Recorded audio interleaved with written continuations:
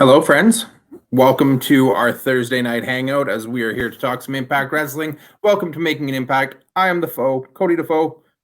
Right beside me, as always, the wonderful, the amazing, the natural Astrid Pizarro. How are you tonight, Astrid? I know I'm getting the sniffles now, but other than that, I'm okay. It feels so nice to be back to regular schedule programming. It feels weird not doing the watch along now at the same time. Um, but yeah, for those of you that missed it, we did a watch along with Multiverse United last week, to start WrestleMania weekend. That's on my YouTube channel if you haven't yet. But yeah, it was fun. But I'm glad we're back to our normal stuff. How are you? You threw me off there with the finger talking about sniffles. I thought you were pretending to have a mustache for a second. So No. I'm good. It's been a good night of wrestling. Excited to get into it and talk about it. Lots of things set up for Rebellion next week. Before we jump into it, just a hello in the comments to our friends Mel Ball Collins and to the amazing video bro Bobby Munson. Thank you guys for popping in. Thanks for joining us. Join the conversation if you watched or if you have anything to input as we're talking here. Astrid, I know we both watched BTI. Let's jump into it. BTI match this week, we had Heath and Rhino taking on the Indian Lion Shira and Champagne Singh in a tag match. Apparently, we are just in a rhythm here where Champagne and Shira is our Thursday night kickoff every week right now. We get them for every BTI, it feels like. How did you feel about how we got the show started? I was kind of hoping for a women's match, to be honest. So I was like, that was my initial thought process because I hadn't seen the graphic yet, and I saw that. I was like, I don't know how I feel about it, especially with the champagne part of it. But sure, we'll go with it. No, what I love more about this match is like how the crowd was so behind Heath and Rhino, no matter what they did, especially towards the end of the match itself. The match was like nothing really that stood out to me, so it was nothing like out of the ordinary per se. Um, I just love seeing Heath and Rhino teaming up, so that was a highlight for me at least. Yeah, if you didn't realize, Rhino being from the Detroit area, Detroit is just across the border, basically split cities from Windsor, Ontario, where the show was taped. There was a huge contingent of Rhino fans in the crowd tonight. We had some of the loudest cheers of the night, I believe, just chanting on and cheering for Rhino. Rhino on the apron when Heath was in the ring, getting the "He's Got Kids" chants going at full volume was really fun to see. Mhm. Ultimately, came down to what it always comes down to: the hometown boy gets the W with the gore on Shira. I did just want to drop a quick hit to Gia on this show, though. The one spot where Heath is in the ring with Shira and Singh grabs him from the outside, and Gia, Mhm. without batting an eye, for as expensive as he is, that was cheap by Singh. It was a nice play on words there for Champagne Singh being the expensive guy, but being cheap in the ring. Yeah. I like how she's improving a lot too with her wording there too. So that's pretty nice to see her doing Yeah, dropping she little lines like feels that. more and more comfortable out there. Hmm. I was kind of confused why she was sitting at the commentary desk in like a full length fur coat tonight, but that's a story for another day. Uh, Main show gets underway, and we kick it off right away with the gut wrench as they give a recap and a little bit of a video montage of the Josh Alexander news, talking about him relinquishing the title later tonight, talking about the torn tricep, the recovery, and a nice little touch in here that they're kind of giving Kushida a little bit of a rub on this, that they're saying that the hoverboard lock from a few weeks ago may have been to blame for the tear, which is a nice little addition now to this story, that there was never really much said about what could have caused the tear or what did cause the tear, just that he tore it, as far as I heard at least. So giving Kushida the nod here and a little bit of that, making the hoverboard lock seem even more dangerous than it always Mhm. is, kind of caught me in this opening segment there. Yeah, I liked how it just feels like it adds a little bit more to that connection between Kushida and Josh in there. But also I feel like it adds to a little bit more to Kushida versus Macklin because it makes you think, how would it go about if it happened to Macklin during the match as well? Is he gonna have the same result as Josh?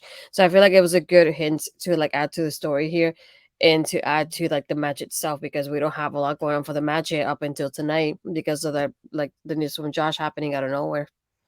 Yeah. Yeah, we do get into that a little bit further later in the night when we actually get to Josh relinquishing the title, but we'll save that for when we get to it.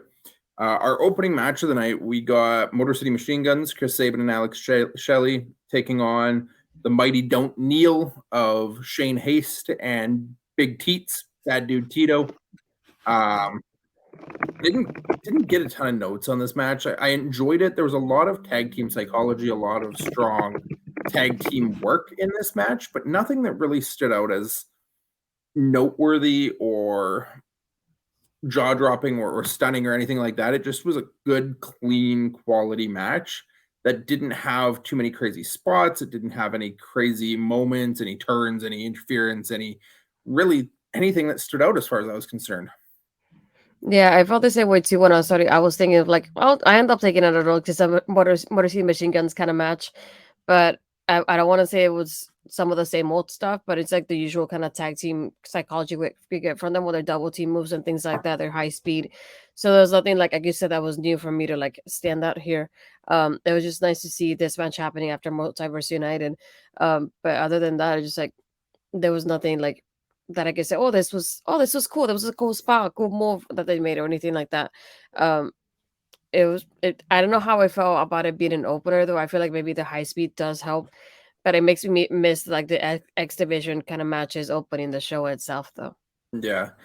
The thing I've consistently pointed out with Motor City Machine Guns since they've started teaming again and been a regular staple on the program is a lot of their matches, they seem like just the veteran tag team that their tag team psychology and their ring tactics are just at a higher level than all of the other teams. I didn't necessarily feel that way. There was a couple spots where Matt and Tom kind of pointed out, their whenever Teats and Haste tried to do a double team move that Sabin or Shelley was there to, cut it off and interrupt it, but it didn't feel like it was in such a way that they were the better tag team.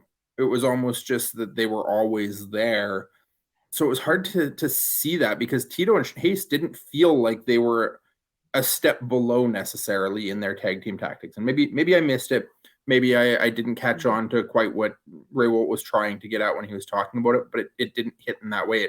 It just felt like two teams that were both really quality tag teams. Yeah, and I thought that like the like ending itself was also like nothing out of the ordinary happening there. Just like I like that aspect of having the Motor City Machine Guns block off the partners from being able to break off that pin, so they're able to win there too. But yeah, other than that, there was nothing like really that was like wow, like I'll remember that later kind of thing or anything like that. Hello, Eld. Eld, I can't talk. Eld? Ed. He's Yeah, our Eld. elder. Oh, Eld. Barry, welcome to the show.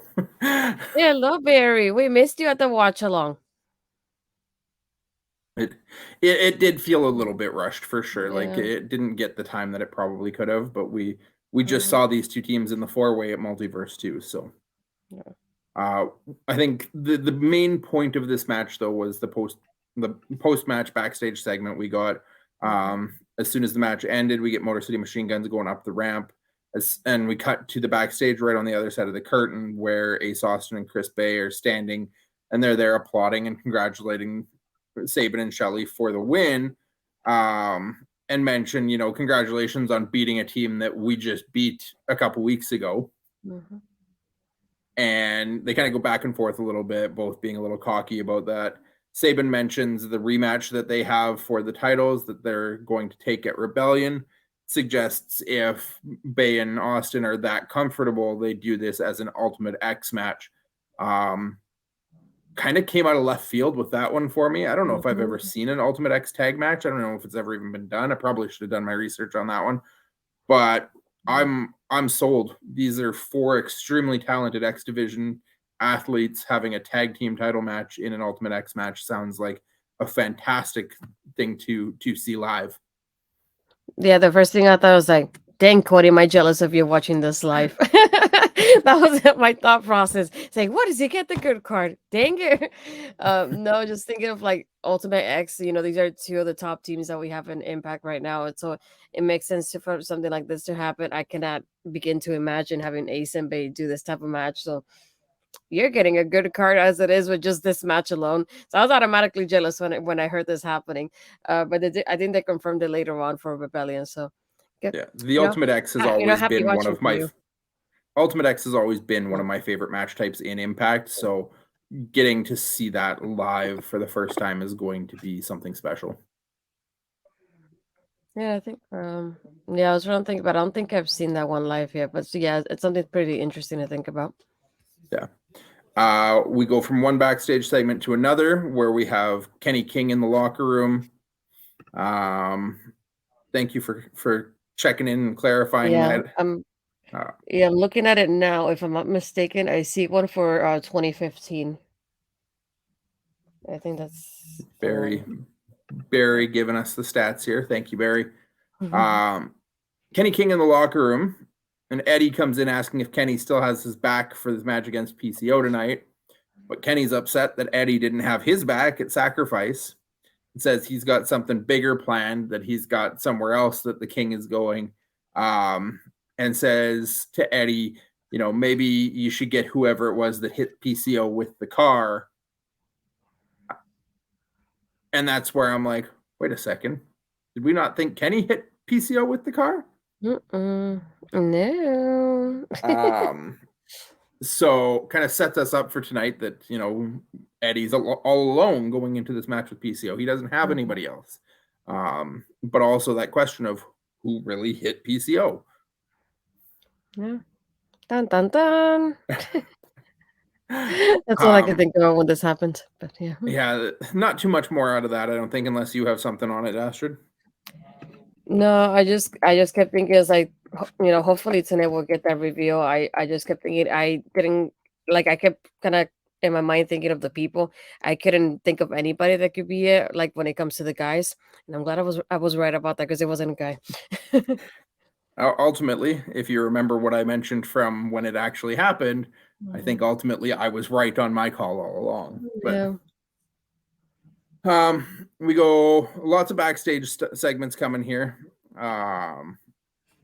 Yeah, I mean, yeah. hopefully where he ends up is better, but it really does feel like he's just bouncing around without any rhyme or reason right now. He's just going wherever the wind blows. Yeah. Fortunately. Next backstage segment, though, we have Scott D'Amore just getting news that Josh and his family have just arrived. And Tommy Dreamer just rolls on up and starts asking Scott to be on his team for the Hardcore War Rebellion, basically begging and telling him he saw something special in that Canadian destroyer and he wants Scott to get his revenge because he has all this history with Bully and yada yada yada. But Scott basically shuts him down and says, "Nope, my job is backstage. I've got confidence you'll find all the people you need," and just kind of moves on from there. It is what it is, I guess. I'm a little disappointed that we won't get to see Scott pull out another Canadian destroyer, but You saw exactly what I was thinking when this was happening. I was like, dang it, another Kennedy industry would have been nice to see. Maybe yeah, next time. maybe it'll be after the match. Maybe it is a hardcore war. There's no disqualification, right? Yeah, true. We get to our next match of the night, which is Speedball Mike Bailey versus Jonathan Gresham, Part 3. And for this one, we were greeted at commentary by Trey Miguel before any of the entrances happen that our X Division champ is going to be sitting in because the winner of this match is getting a championship opportunity at Rebellion against Trey. Another technical masterpiece for the most part, eh? Mhm. This is another one that I didn't have any notes because I was just like, give me more of this. I love it. No, it's nice to see these two like battle it out again. I know they're 1-1, so but I was not expecting it to have like a winner here to go and say, look, I have one, I have the upper hand on you. Um, I just was not expecting Trey to go in there and cause a DQ that he caused. But I like the little part that, especially this part when they're outside, like Gresham and Speedball, and they're really close to Trey. And he's like, no, no, no, no, no, like don't put me in here. And especially when like Speedball's about to do his kick, and like he exactly stops right in front, of, like inches away from Trey's. I was like, oh, that was too close. Um, but I love having these two battle it out though, and I like having Trey get involved in it the way he did though. I feel like it was a like an easy way, if you want to call it like that, to to not only cause that DQ, but make sure we don't have that winner, so nobody can say, I had the upper hand, and then it just builds up from there to having the triple threat at Rebellion too. So that's why I said another match I was jealous that you're seeing too. Dang it. Yeah. No, we get, as Astrid's alluded to, Trey climbs the ropes and jumps in with a double drop kick that hits both men basically at the same point. Ref calls it off, double DQ, no contest, no winner.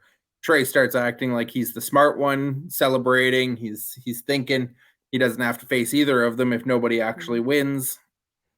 Definitely, not a brand new thing. It's happened other places before. It's been done, but kind of a unique way of handling and setting it up still, that Trey being Trey, he doesn't see anyone as a challenge right now. And so he's like, I don't want to face either of them. No, neither of them are a challenge to me. So let's just eliminate the competition. Yeah. More backstage after this segment is done. We go to an empty stairwell where we have the entirety of the design backstage. Diener starts accusing Callahan of costing them the match against Time Machine a couple weeks back. Callahan gets really frustrated and calls out Diener that he sacrificed himself for the team. He wasn't costing them the match. He was trying to save the match. I didn't take a lot of notes on what Diener said. There was a lot of fluff in here, but ultimately he's questioning Callahan's motives, questioning if he's doing it for the right reasons. But every time they put one of the 7 deadly steps in front of him, he's, passing the step and making the right choices and doing the right things. And sets the goal for him that step 7 is to prove that the design is the ultimate authority, that there is no authority above the design, and Callahan needs to eliminate all other authority in his life. When he asks what authority is that, Big Con behind Diener is just like, figure it out.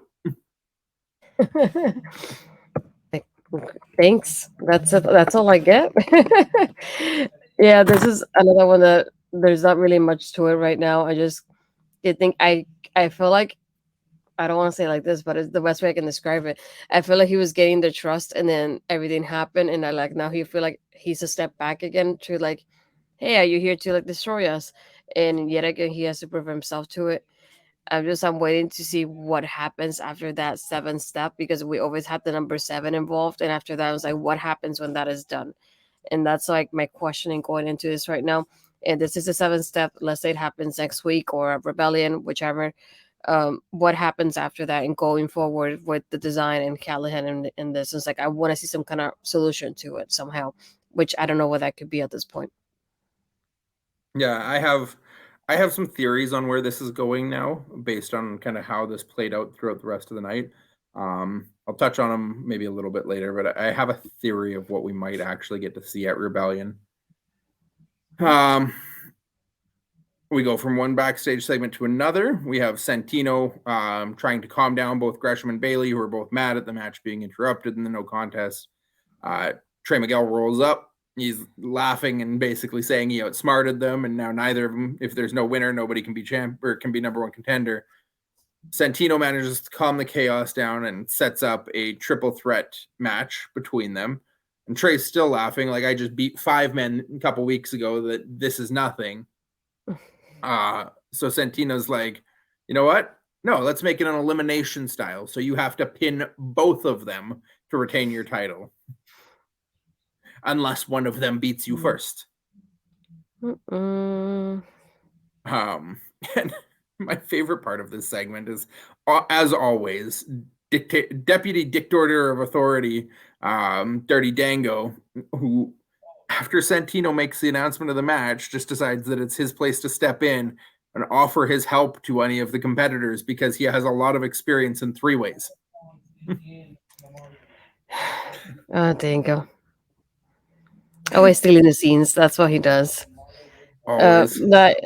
I'm glad this is a part. I'm glad that this was answered right away tonight, and we got that part of you think you're smarter than what we are smarter you at this point, and then we have an answer to not 1 but 2 of your moves tonight, Trey. So Tramp, let's see what you got after this, because this will be super interesting to watch. Yeah. Yep. I want to hear from you, Astrid, on the next match, because we have the debut of our newest knockout, Jody Threat, taking on local talent Terra Rising, not to be confused with Triple H and WCW. I didn't like the name though. I mean, I No, I really appreciate that it was a didn't. pun, but I had to look it up Yeah. because I remembered someone using it before, and it was Paul Levesque in WCW was Terra Rising. Jeez. Yeah, that's the first thing when I saw the name, and I was like, especially when you put the nameplate as they did, and they put the name that they gave her, but then her handle at the bottom of it, so it's like, wait, why'd you put the Taylor Rising at the bottom if you're gonna give it Taylor Rising at the top? So just that part of it, it's like I wouldn't have put her handle in there if anything, because it just makes it seem like it's a one-off kind of situation, and like her name may change later. But Yeah. I like more than anything that I love Jodie's presentation of like her entrance and the energy that she had from the get go. It's like she's so hard hitting and vicious, like holy moly. Um, oh, as Barry was saying, I was impressed with the Rising Impact needs to sign her. I think she did really well too, and like her and Jodie, I feel like they both had a good showcasing to them. So I was really excited to see both of them on screen here. I can imagine Mel is probably excited to see Jodie as well. So I had to tell her, but hopefully she watches it a little bit later. But yeah, it's just nice to see. I've been saying it for months now since we started this. Like, I'm glad they're adding new people to the roster. You know, we had Kylie and Kane joining, and then now Jody Threat. So it's exciting to see new people joining in the circle now for the Knockouts division because I feel like they had lost more people versus what they gained. So it's nice to see those fresh faces because it gives us those fresh feuds going up soon, hopefully. So I'm glad they're building her up the way they are right now, just to give her those kind of wins that make her look like a threat, literally. So I just want to see what her direction will be going forward after they give her the first couple wins. So I would like to see who will like call her after that. And as Barry's saying, Jody reminds me of a little bit of Masha, which is not a bad thing. Yeah, I feel like she has that kind of vibe to her too, and I like her like wild child vibe. And she's so hard hitting. I love the way she was portrayed tonight to begin in Impact. So I'm excited to see what happens forward with her. What did you think? Yeah, I mean, I saw Jody live actually at the last Mhm. local show I went to here, where Masha was on the same card with her, and she actually teamed with our local talent Ava Lawless, who is going to be facing Masha Slamovich next week at the next show here. It it isn't a bad thing that she's in a position like this. She's a fairly well-known talent on the indie scene. I believe at this point she's been around for quite a while. Um, she's recognizable for anyone who's familiar with a lot of the indie scene, but you're like you said, it's nice to see Impact kind of fleshing out the roster a little bit and giving more people an opportunity here. And Taylor Rising has been on the local scene here in Edmonton recently as well. Lots of different very talented women in the scene, and I'd love to see next week in Toronto more of that local talent starting to kind of get an opportunity. A lot of our local talent gets to pop up here and there for one-off shots on an AEW or a WWE when they come through, but I think Impact is the place where a lot of these places or these people should have an opportunity to actually land and grow and advance their careers, right? Yeah, and while the match was starting, we also have a part of like they show us Santino laid out backstage. There's not much to that part. They just show us that he's down and they're checking on him. I think one of the referees was, and I forgot who was because my stream got kind of blurry at that time, so I Yeah, couldn't pinpoint who was there with him. I think there was a couple refs and a couple backstage medical. I didn't recognize any of them specifically, but yeah, so we got that kind of right as this match was starting. We got that Mm. point of Santino being attacked. I do want to give a shout out to Jody for the finishing move that she has, because she calls it the F416, which 416 is the area code for Toronto. Mm. And it looks like a much sloppier F5 from what I could tell. After the match, we go backstage and get to check in on what happened to Santino with the attack. You've got Dango there upset. He's mad. He's blaming the design.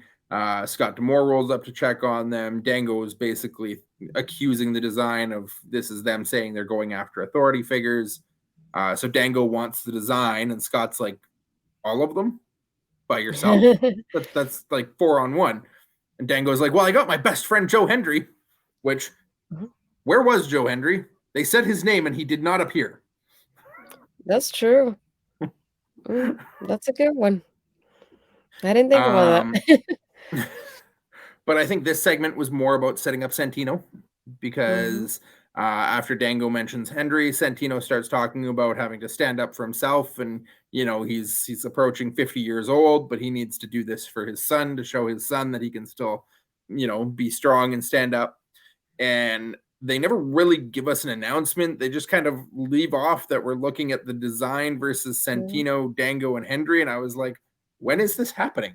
Tonight? Next week? Rebellion? Like, Hmm. I wrote down in my notes, like, tonight, question mark? Yeah.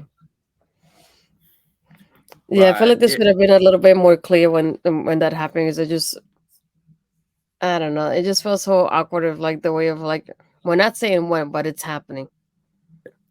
When do I um, watch out for this?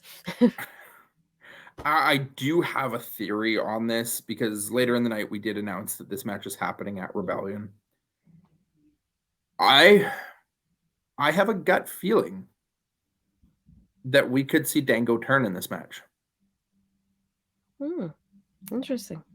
There was talk when Dango signed that he was going to be fulfilling a more serious role in Impact. That he was going to get to do something that he hadn't got to do for quite a while. That he was so used to being the funny, goofy comedy characters, but in Impact, signing this contract, he was going to get to play a little bit more of a serious role for himself. And we haven't got that yet. But Yeah. I'm picturing and feeling that this is the situation where we could have Dango turn on Hendry and Santino and set himself up as a more serious position within the design, even if it is a matter of like they turn and take out Callahan as well, and Dango ends up being that fourth member. And then I feel like you could have Dango versus Joe Hendry as your next digital media feud. Yeah, I want to say hi to Papa Smokes. Thank you for stopping by too. Um, I also keep thinking no, because I didn't think about this at first. I don't know why I didn't. But like going back to what happened with the design earlier that night, I'm thinking of like they also mentioned of like having to like deal with the authority, and if you think about it from this aspect, it's like you have Santino and Dango there as the authority figures in the match in itself. So it could be not only that, but something happening with Santino as well in some shape or form. I'm not saying he's turning, but like something happening particularly to him in Yeah. here based on what they said with Callahan, because I don't see Callahan as a person that would kind of do something physically to Santino beforehand, but like maybe because of the step 5, he does move forward and tries to do something in this match to Santino there too. Step 7. Yeah. No, I honestly I think with Demore back and Demore being on screen again and being back in the picture, like as much as we love Santino, his role is kind of unnecessary. You don't need 2 authority positions, director of authority and president and deputy dictator of authority, and lots of authority going on right now. That having a Dango turn and they eliminate Santino to take him off screen again and just leave Scott Demore as the only authority role. Mhm. Um, I think it feels right. Yeah, I thought about this too when Scott returned. I kept thinking, so what's gonna happen with Santino now? Because once you have Scott returning, I don't see a point in having Santino and then Dangle on top of it. Dangle, it makes sense for him to like return to like having his regular matches and not being anything backstage in that sort of way. But with Santino, I just felt like he hasn't wrestled, so I didn't think of him like in that wrestling standpoint. So I just kept thinking like as an authority figure, where does he go from here now that Scott is back? So maybe this is the direction going forward that leads us to this. Yeah. Do you want to take us through the next part? Because the next part I feel like was very fun for you. Yeah, I love Tasha. She's back. I'm so happy. No, I have been saying it since the moment that she left, and then she alluded of like having that time off. I hadn't seen her very active on Twitter, like especially like, promoting Impact. So I was kind of a little bit afraid of like that her contract had expired and she was leaving. I was hoping that wasn't the case, and I'm glad I was wrong. So it was nice to see her return and to get involved back in this action, especially back in picking things up with Savannah where she left off beforehand. So it's interesting having her here, just thinking back and reflecting. It was like, hey, I returned, like I'm focused, and this is it, and like trying to get rid of like my problems beforehand. And we have Giselle coming in here with Savannah and Jay. It's like, well, if you didn't get rid of me though, because I'm still standing in front of you. So she's like, I still want to get rid of you. She said, you can bring as many goons as you like, but I just want to, like, I want to face you, and I want to face, you know, that kind of challenge. So it's interesting going back to where things picked up here. And not only that, but having her kind of like in a way save Diana too. So she said, it's like, oh, it's 3 versus 1. And she's like, are you sure you want to do that kind of? She's like, yeah, I see you. I see everybody behind you too. So it's like, Hmm. like I'm not blind to that aspect. So I think it'll be interesting seeing somebody who else will join her in that aspect to go against Giselle and Savannah. So I'm interested to see how that plays out later. But it's nice to see Tasha being in the like face kind of role. I definitely missed her in like in the roster itself and the storylines. I feel like she was missing from there, and you could feel her presence being missing. So I'm very glad that she's back. How did you feel about it? Honestly, uh, it was a nice change of pace to have Tasha back. Yeah. Um, Tasha's so good as the heel. She was so great as the Barrico Badass and you know, the Fire and Flava and the Champ with Savannah and just all of the different roles she played as a heel.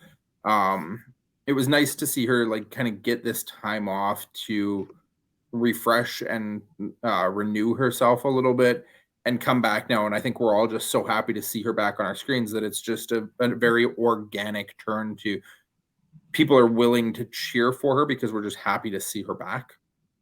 Yeah.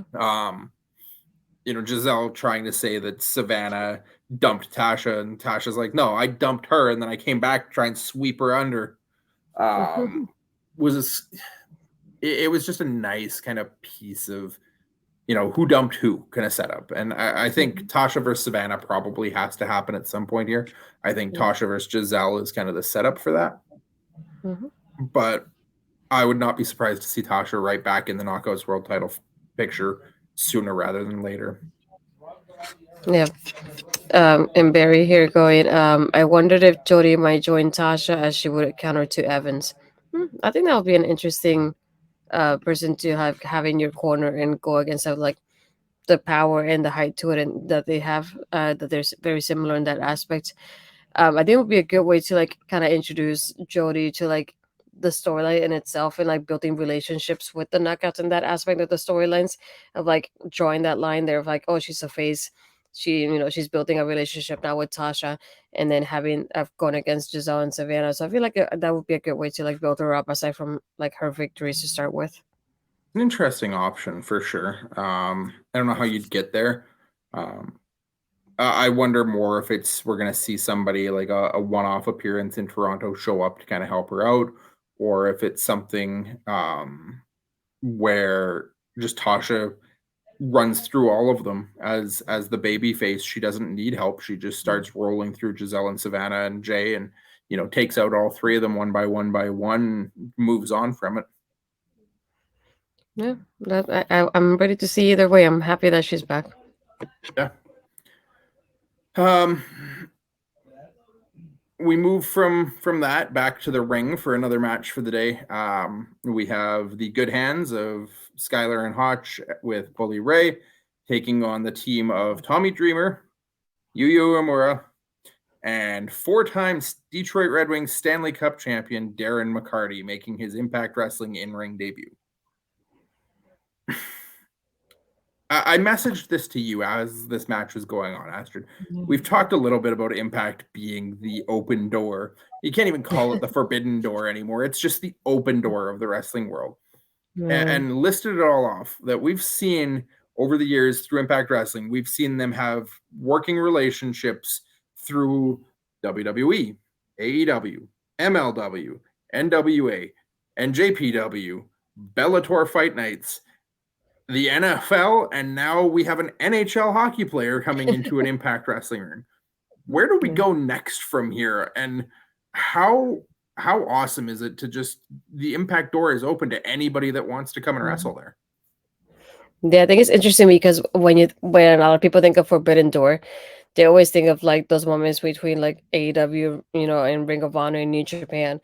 I feel like a lot of people don't even talk about like Mickey James being in the Royal Rumble, which to me is probably one of the biggest ones because not only is it a woman doing it, but we never had a champion from another company be in WWE like this and show up and still have the name of the company being named out there. Um, so I think it's interesting seeing this aspect of Impact. People don't think about how Impact does so many relationships, and I like how they do it so well because it's one of those things like it keeps happening, and the person might leave now, but they might come back later and pick up on what happened there. So it's interesting seeing those kind of relationships being built and Impact being at the center of it all. Because of all the companies, you never think of Impact being the center of this. Like you would think maybe at WWE and AEW, like that's a lot popular. But I enjoy seeing Impact as the big center of like as I said, I call it Forbidden Door, but it feels like a sliding door at this point. Maybe I don't know what to call it, but it's not forbidden It, anymore. That's for it's just sure. an open door. They've got a full blown open door policy. You knock and walk in. Yeah, sounds easy.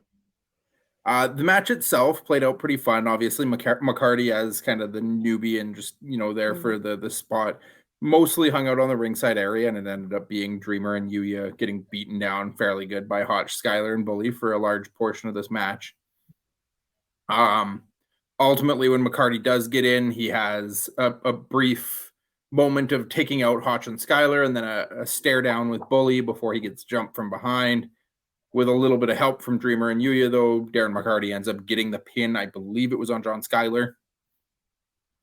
And then all hell broke loose. And I think this is where we set up who Team Dreamer and Team Bully are now. Mhm. They didn't give us any confirmation at the end of the night, so I'm just going to do it right now because the end of the night promo they just told us Team Bully and Team Dreamer. But when McCarty gets the pin on Skylar, we have Kenny King makes his presence felt by coming in and attacking Darren McCarty. Yep. And then Frankie Kazarian comes and takes out or like attacks Kenny King. And then I don't even remember how or why either of the ladies ended up in there, but somehow Killer Kelly and Masha Slamovich both ended up in the ring as well. So I think we're looking that we're going to have Dreamer, Uemura, Kazarian, Killer Killer Kelly, Kelly, yeah, and maybe Darren McCarty. that one's like a Or is the big fifth maybe. spot on Team Dreamer still open? And then on Team Bully, we've got Bully, Hotch, Skylar, Kenny King, and Masha Slamovich. Yeah, pretty much. So, Yeah. I mean, I haven't really cared. Neither of us has really cared about this Bully and Dreamer feud. It's just kind of been there. It's been happening. We acknowledge it. We talk about it. But the way this match just built out now and included all of these guys, like, sure, it's guys who just don't have anything going for them. Yeah. But guys and girls, I should include both because Masha and Killer Kelly are both looking like they're going to be in it. But putting Kenny King, Kazarian, Kelly, and Masha in this match just turned it from a snooze fest into a match that I'm actually interested to see how it plays out. Don't say that too loud; they're gonna hear you. I just feel like every time I think I'm done with this, something else happens. Because I was done with this after the busted open stuff, and then they're like, "No, Team Believer and Team Dream." I'm like, "Are you freaking kidding me? Why?" I'm like, "Who asked for this? It was not me." It's like, "Did you ask for it?" Because I didn't. uh, but just like I feel like the end of itself was like such a hot mess.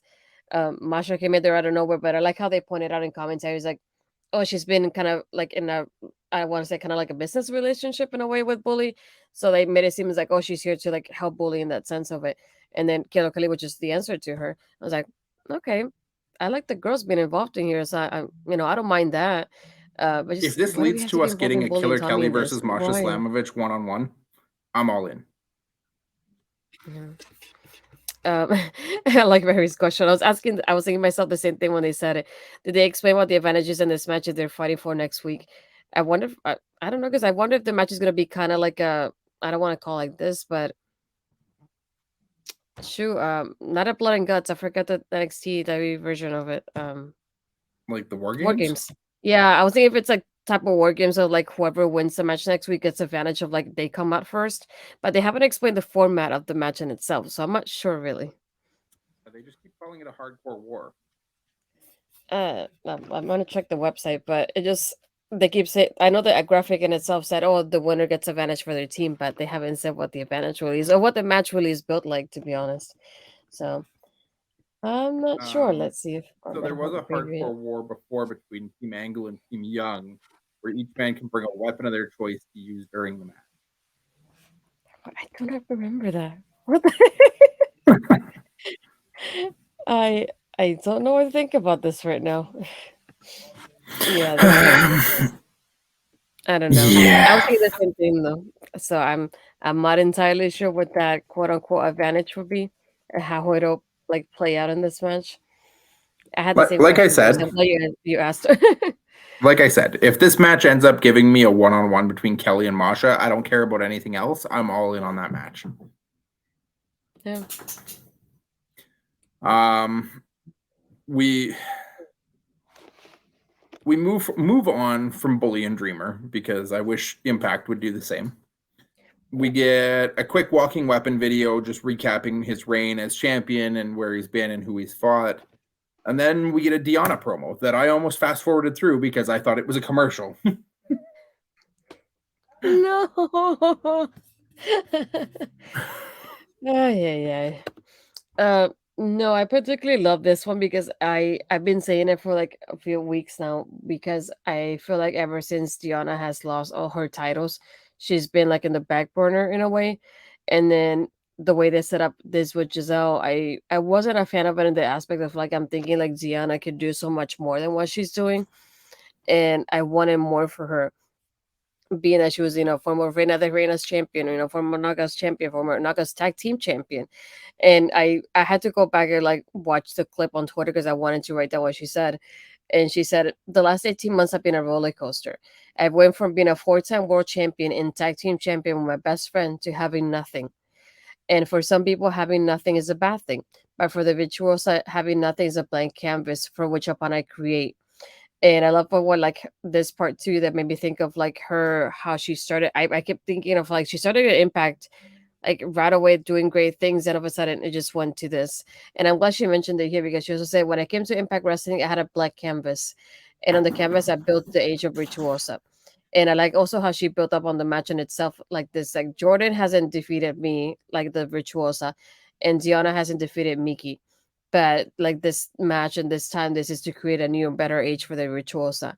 And I love having that part of it because I know we haven't seen much of Jordan like in the promotion of this match, and then obviously Mickey James is still a question mark, so it's nice to see Diana. I feel like she's been building up for this match by herself, it almost feels like, but I like seeing this aspect of her of like this is like a clean reset for me. And it just like sold me so much on the match because I keep thinking I want her to win this because I want her to go back to being showcased the way she was at first when she like arrived in Impact Wrestling. So it's like I'm just hoping that she wins it after like listening and watching this promo all over again. Yeah, you basically laid out everything that I had to say about it too. The part about starting with nothing, then had everything, then lost everything, and other people may have felt like this was everything crashing down, but for her, it's just a blank canvas to restart her story ultimately. Yeah. But yeah, I feel like Impact went all in on the Jordan and Mickey stuff, and now with Mickey getting injured and potentially having to pull out, it's kind of put a wrench in the plans the same way that the Josh Alexander injury did, that they have to swerve and sidestep. And luckily Deanna's been in this position with the Giselle feud where she's really been a focal piece and she's been in a top story for long enough now that it was an easy enough sidestep to put her in it. But there isn't a ton of story build from Jordan's perspective, at least, to try and utilize this. So they're kind of stuck in a position where they have to use a lot of backstage storytelling to frame this story that maybe wasn't the plan when this got taped the weekend of Yeah. Sacrifice. I also like how they include the footage from Multiverse United as this was going on to like give us an insight of how Diana won her title shot, for the people that had missed it. So it's nice to see them bringing in that connection of like she won this match, hence now she's going against Jordan and then maybe against Mickey. And I like how later on, even as they're giving us the card that they have so far for Rebellion, they put all three of them, but they put kind of Mickey James that like if she's clear to return. So I think either way, it's an interesting match if you think about it, whether it's 1-on-1 or triple threat. I'm excited for it. I'm looking forward to it. I just want Diana to be victorious after this. Yeah. Um, I don't know. I feel like Deanna was the one who probably was being set up to be a future challenger for Jordan, and now they've had to rush this, and I don't know if the timeline is right for her to be the one to take the title. Or for Mickey, maybe not even for Jordan, maybe it was for Mickey, but I don't know if right now is the moment for her to have that belt. And it's hard to say with Mickey's health being up in the air on where we're headed on this. We won't know until next Thursday what is happening with this match. So it's so hard to predict and tell what is going to end up coming out of it. Yeah. We have Eddie Edwards versus PCO up next. Pretty standard brawl. We've seen these two, going at it enough now that I feel like I'm ready for this to be over because it feels like they're running out of new stuff to do. PCO in this feud just feels stale. Every time he screams out, I'm just like, okay, stop, go away. Which is sad because PCO has skills for sure, and he's been doing this long enough Yeah. that he has the ability to do a lot. I'm getting bored of it. How are you feeling on it? Yeah, I feel the same way. I just kept thinking, how many times are we going to see this? Because I feel like at this point, it feels like I've seen it a gazillion times and I don't want to see it anymore. So I'm just hoping, and I was hoping when the match started that this would be the end of it, more than anything. And then by the end of the match, I kept thinking, great, that's something else is happening. And now, um, I did like at the fact of like having that moment when the ref was down. We have Alicia coming out, PCO's setting up for the PCO assault, and she's like begging him to not do anything to Eddie. And it feels nice to like see her back involved in this somehow. Just that's the only thing I was glad about because I know that we had little bits and pieces of her, like and her and Eddie telling her was like, I want this to be over. And she's like, oh, I want you to go back to what you were before, and those little bits and pieces. But we see her like every so often. So Yeah. I definitely missed seeing her. So I'm glad she's involved in this just because I get to see her now. Um, so just like after she's begging him and he's still gonna sitting up for a PCO, so she takes a candlestick and she hits him, um, which helps out in the end for Eddie to win it. And I like the how even after the match, like PCO try to get up, and like he's like trying to like 3 times before he actually does. And I love that aspect of like them running away from him the way they did. And it just goes back to like telling us that, that answer of like she was probably the one in the car that drove off to what happened PCO beforehand. But I think adding her it makes me feel a little bit better about the storyline. But at the same time I want it to be over. So it's like I feel like I'm like torn about it. We've had Eddie bury PCO in the desert. We've had him hit him with a car. We had Eddie and Kenny King beat him down with chairs and stairs and completely demolish and leave him laying in the ring. And now we have him tonight with Alicia with a kendo stick and a Boston knee party. How many times does Eddie Edwards have to put down PCO before we can finally move on from this? How did he get arrested for burying him alive and just literally killing him almost at this point? Well, I guess you can't kill PCO. Maybe that's why. But yeah, I'm just torn about this thing to be honest, because I like having her in there because I feel like it's a little bit different. We haven't had her be involved in quite a bit, but at the same time, it's like I want this and the Bully Ray Tommy Dreamer thing to be over at this point. I feel like it's been long enough. Yeah, Eddie needs to be able to move on from this. Eddie is Yeah. capable of so much more. Um, and there's plenty of places you could have an Eddie Edwards other than just continually running away from the man that chases him with the scars and the lightning bolts. Like at this point, I'm wondering if PCO is supposed to be more Undertaker or Kane. Yeah. Very. Oh my gosh. Alicia Edwards is just terrible at everything. She's been around for years and has seen zero improvement, sadly. I like having her involved in here because I feel like it's nice to see the ladies being involved in the guy stuff. And it has made sense to me, like having the wife like trying to protect her husband, and we haven't had that aspect of them. She's been kind of like in a way telling him to just end it and that's it. So she hasn't been by his side like this. But at the same time, I don't know if that's enough to like keep me going with the storyline. Yeah. I'm going to bring it up because I know you probably took note of it already. Anyhow, um, this was another show where we've ended up with no women's matches taking place, Yeah. which seems to be almost every other week at this point. Oh We get a lot of women no, on wait, one show. we had Jody and Oh Taylor. yeah, we had the one Jody match. That's right, the short Yeah. Jody squash match. Yeah, it just felt Um, really. It was too short though. but we did have a lot of women's story building here. Mm-hmm. And we had women appearances. So we had Alicia in this match. We had Yeah. Masha and Kelly show up in the Dreamer and Bully stuff. We had a Deanna promo. We had a Tasha promo with Giselle involved. We still had a lot of women's stuff going on this show. Um, how did you feel about the women's representation on this show in that sense? I feel like it reminds you a lot of like NXT and why I love NXT because it has more than one storyline and it doesn't have to be all around the title either, which is what I like about it the most. I know like you said, we have that part of Giselle and Tasha and Savannah, for example, doesn't involve a title. Alicia involved in this, there's not a title involved in here either. And having Jody and Taylor, there's no title either, and it's a debut there as well.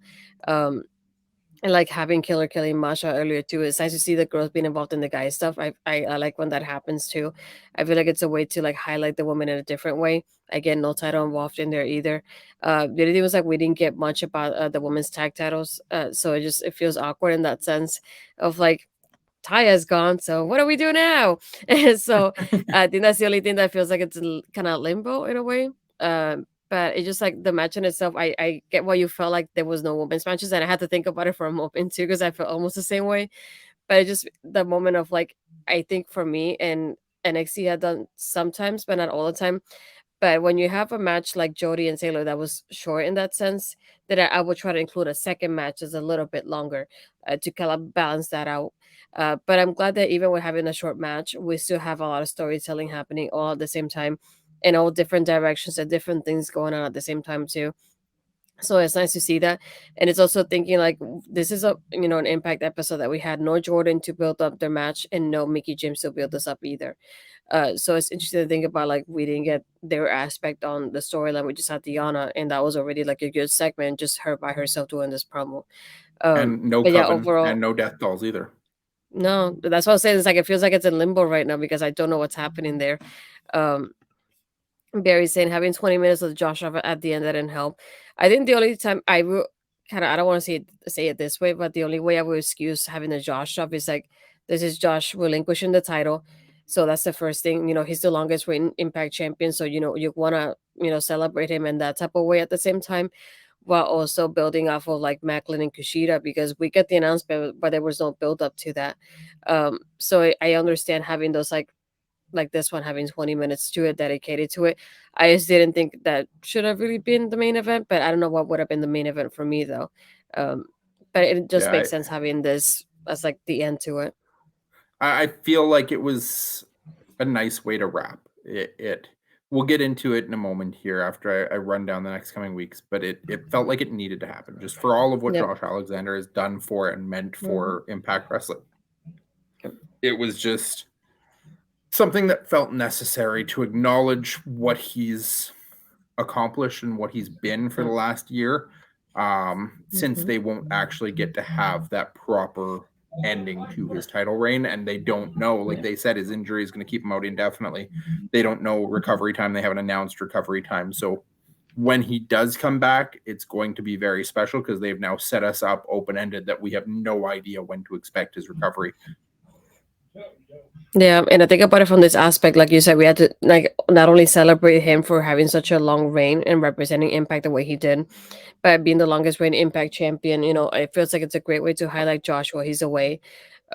We are building Macklin and Kushida there, but also building up Josh versus whoever is the champion when he returns as well, because you leave that open ended in that aspect.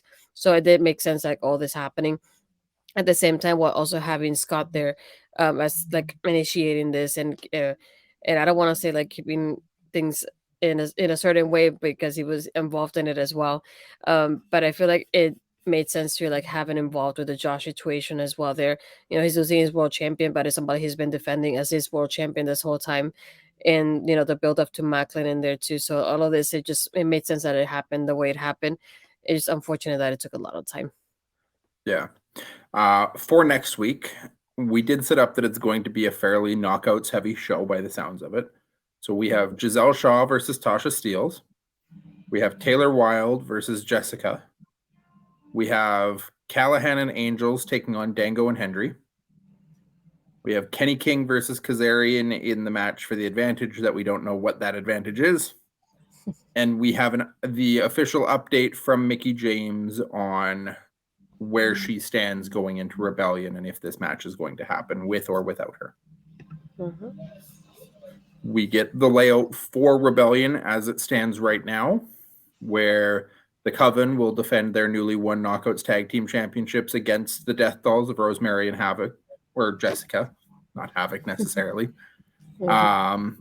We have the triple threat elimination match for the X Division title between Trey Miguel, Jonathan Gresham, Yeah, Gresham. and Speedball Mike Bailey.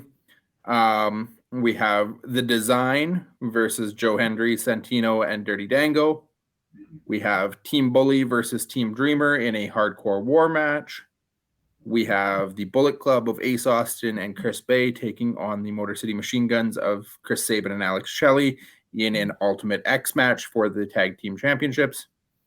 We have the Knockouts World Title match between Deonna Purrazzo, Jordan Grace, and potentially Mickie James.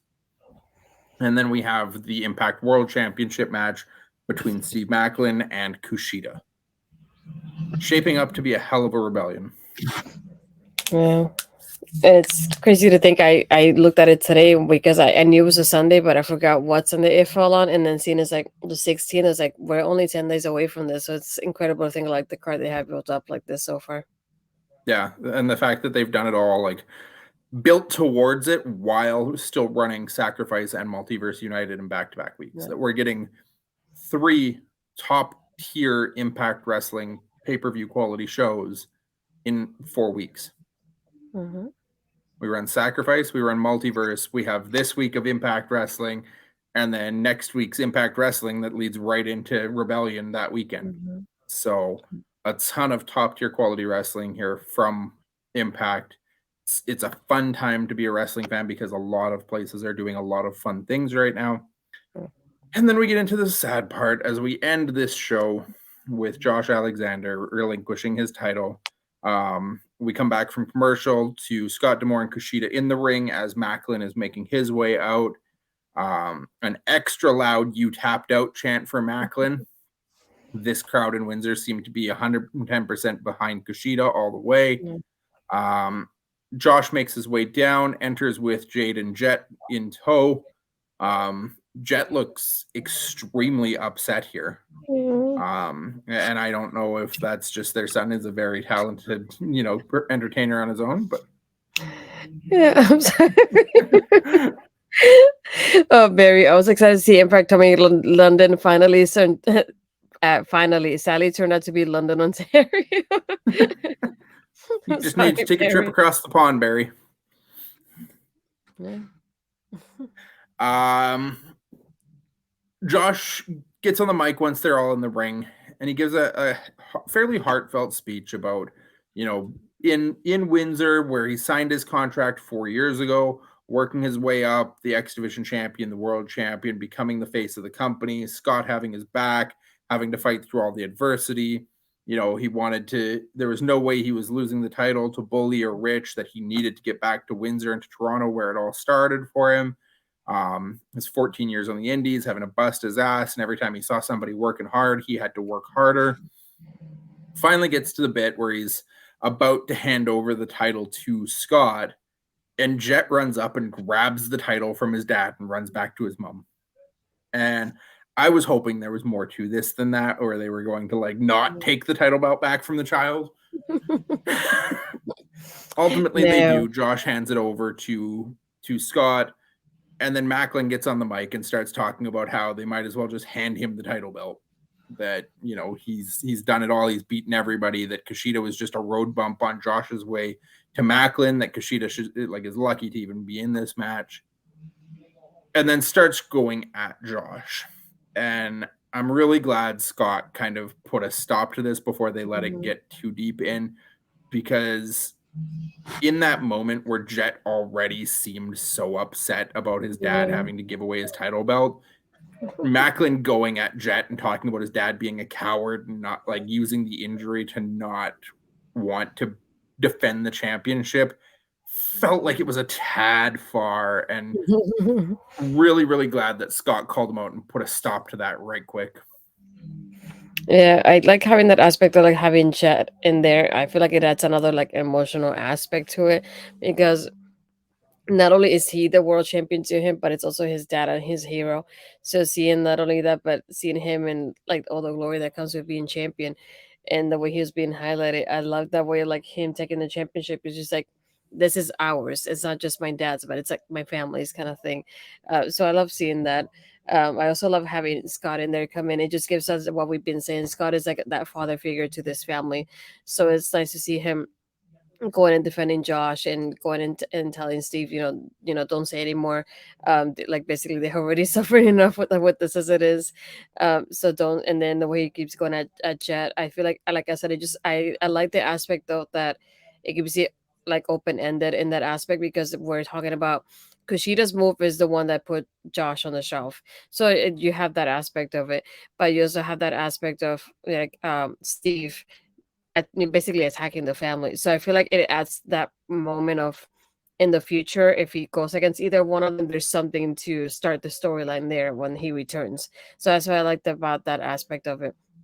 But I feel like more than anything, I was glad they had Steve do this too because it added him more as a heel than before. Because I feel like I know he's a heel, but at the same time, he wasn't acting very heelish to me. And so I feel like this was something that he needed to do to get kind of that heel reaction that he needed. And like you said, having the reaction from the crowd already cheering for Kushida, it was nice to see like both of them get the reactions they needed to build up for the characters too. Um, oh my gosh, Barry! I wonder if Gresham saw the kid with the belt and finally a champion that's shorter than me. Ay, ay, ay. Oh, so bad. So bad. Uh the other piece I really enjoyed here was at the end when Scott was going at Macklin though, and Mhm. says, we already know Kushida could beat you because he made you tap out 2 weeks ago. And I loved how they brought this up because they'd been talking about Kushida's hoverboard lock injuring Josh, and they'd been talking about Kushida having made Macklin tap out. And Macklin takes and turns this the other way, which I'm always appreciative when the heel can find a way to justify their actions in a way that doesn't make them look like a coward. Um, where he says, I tapped because it was a meaningless match. There was no titles, there was nothing of importance. My mission is the title, and there was no harm in me tapping in a meaningless tag match instead of just laying there in the submission and getting hurt like Josh. Yeah. Um, it protects him ultimately because I can agree with his actions. I'm like, yeah, there was no harm in him tapping out in that 6-man match. He wasn't friends with Swan and Kaz. He had no reason to try and put himself through pain for his team. He was just there for the match. He can tap out and move on and look ahead to his title match at Rebellion.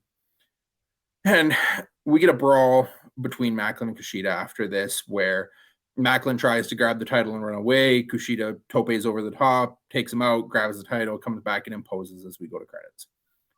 Reverse momentum theory says Kushida's not winning the title. That's true.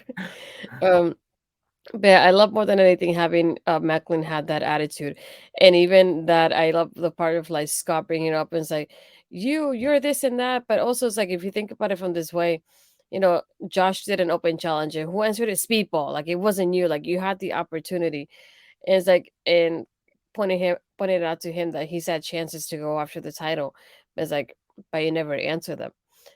So it's But interesting but we seeing already that had brought up Macklin later. justify that recently, where he said, Yeah. I could have, you're Hmm. right, but I'm afraid of losing. And I was waiting for my perfect moment where I could beat you. And I had everything scouted and I was fully prepared and I want to beat you in your hometown. So Scott going at him like that didn't hit quite as hard, given that Macklin had Hmm. already justified his reasons for not taking those opportunities. Yeah, I thought it was interesting that he brought it up even after we got the answer to that beforehand. And as Barry's saying, Kushida was great during the segment, outacting them all without saying a word, just pulling faces and hand gestures. I love Kushida to win, though I know he won't. Yeah, I feel like it's something like I wouldn't mind seeing Kushida win, but I feel like this is definitely build up for Steve, and it's been building off that way. It sucks in that way that it's not the way I was hoping it would be, because I feel like having Steve win, more than anything against Josh in Canada, I feel like the reaction as like he would have gotten would have been humongous. I know he'll get that reaction either way with Kushida, but it won't have the same meaning because it would have been in Josh's you know home more than anything. So I feel like that's the only thing that changes for me. But I feel like this segment alone already gave me enough for me to want this match already. Not only want and Steven Kushida, but whoever is going against Josh in the later on whenever he returns to. So it's like I feel like it was great in that sort of way for me too. Yeah, absolutely. Um, that was the show. I felt like it was a really strong build. Lots of things that came out of this going towards Rebellion. Lots of big matches announced. Lots of different kind of reveals and setups put in place. Um, as we do every week, except when I forget to try and do it. Your impact maker for this week, Astrid. Um, hmm. I'm gonna go with Jody because I love that she not only debuted, especially so quickly after having her video package. Usually, I feel like I'm used to getting weeks of video packages before the person debuts, so it's nice to see her being like this. I feel like her presentation was exactly what I was hoping for. I'm excited for her addition to the Knockouts division and what she will bring to the table, how she will get involved in the future. So I'm glad there's something new to it, something fresh for the Knockouts division, which is something that we needed going forward. And like Barry was saying earlier, it's like Taylor also did a great job. So you never know, something will come out of it for Taylor later on as well. But overall, I'm glad for Jody debuting tonight. Um, how about you? I don't know what you mean. Tommy Dreamer. I don't know. No. No, not for me. I'm giving mine to the one that it probably would have been for Sacrifice. If we had actually done a recap or reaction for Sacrifice, it has to be the returning Boricua Badass. Tasha Steeles, just in that quick backstage segment, made me realize just how much we'd missed having her. That breath of life she presented, that attitude, that demeanor, that the charisma and the ability to carry that interview, even with Giselle in there, who Giselle is not necessarily any slouched when it comes to being able to talk. Just Tasha was levels above her. Tasha is a very welcome addition back into this roster and will be a nice kickstart to this Knockouts division for the next little bit. Yeah. But yeah, I'm glad this is a very strong episode to Impact, and I feel like it was a great build up for Rebellion too. So overall, very happy about this episode. Yeah, we only get 2 episodes to build towards Rebellion coming out of Multiverse and Sacrifice. So they have to go hard, they have to go fast. And I feel like next week will be more of the same, just in terms of putting that pedal to the floor to get to Rebellion and what should be a massive show in Toronto. Yeah. I'm excited for you. That's it. For myself, you can find me on the Twitter at Cody Defoe right there. Hit me with the tweets. I'll add and follow back if I don't already. I am here typically Thursday nights in this exact same time slot, talking Impact with the Natural beside me, or OLED when Natural decides to take some time away. Next week, I am still undecided. I am most likely going to miss next week's episode as I head out to some local indie wrestling here at home before hopping a flight and getting down to see Rebellion live. But Astrid will be here for sure. If I don't make it out to the indies here at home, I will be on the stream with Astrid next week. Otherwise, I'll be back the week after Rebellion to talk all about my experience at the live show with Rebellion and the Rebellion Fallout shows. Astrid, where can we find you? You can find me mostly on my Twitter. It's like my name, Astrid Pizarro. My Instagram is Astrid Pizarro 20. You can find me starting next week again on Tuesday, doing Taking Over with Ed or OLE, talking about the Fallout to Stand and Deliver once again, and the build up to what's coming up next, especially because he gets to watch NXT live. So I guess I'm the only one missing a live show sometime soon. Um, but again, going back on Thursday, here with you, uh, if you're here, obviously. But yeah, it just it'll be nice to like hear the week after your reaction and how it was watching Rebellion live. So I'm excited, but also jealous at the same time for you. Um, but yeah, other than that, you can find me on my Twitter. I will have my NXT review and Women's Wrestling Talk on their website. And if you haven't yet, like I said earlier, if you go to my YouTube channel, subscribe, you can also see the multiverse watch along we did with Melba and Andre. It was a nice Backpacker Media crossover for us. It was really fun to have everybody on screen at once too and doing a watch along. We don't get to do that here. So it's nice to do that. And everything I did last week with WrestleMania week, it's up on the channel as well. And if I did it correctly, hopefully I did. There's ads running on Twitch as well. So if you want to like miss on the ads and I have them on, make sure you actually subscribe to the channel as well, so that way you'll get an ad-free show. Don't forget about that. um I did find though to rate tonight there's another Impact show going on at the same time, so I figured I will keep it within the Impact family at this point. It's called Total Nonstop Impact, so I figured I will kind of rate them on, and as we're talking about Impact tonight. But more than anything, I want to thank everybody for being in the chat and spending your night with us, especially Barry, who's always here every single week. We appreciate you a lot more than you think.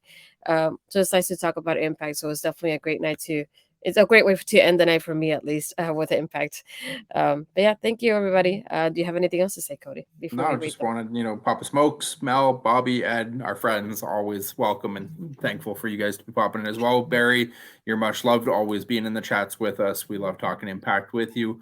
And everybody else, if you're lurking, you're watching silently, we'd love to see you in the comments joining the chat, but we're just happy you're joining us. If you're watching after the fact on the Backbreaker Media replay on Mondays, we're always here Thursday nights, half an hour after Impact finishes, to talk the show on the live show here. If you ever want to drop in or just continue to watch on the Mondays, we'd love to see you in the comments there on the YouTube as well. Yeah. Well, thank you, everybody, and have a good night.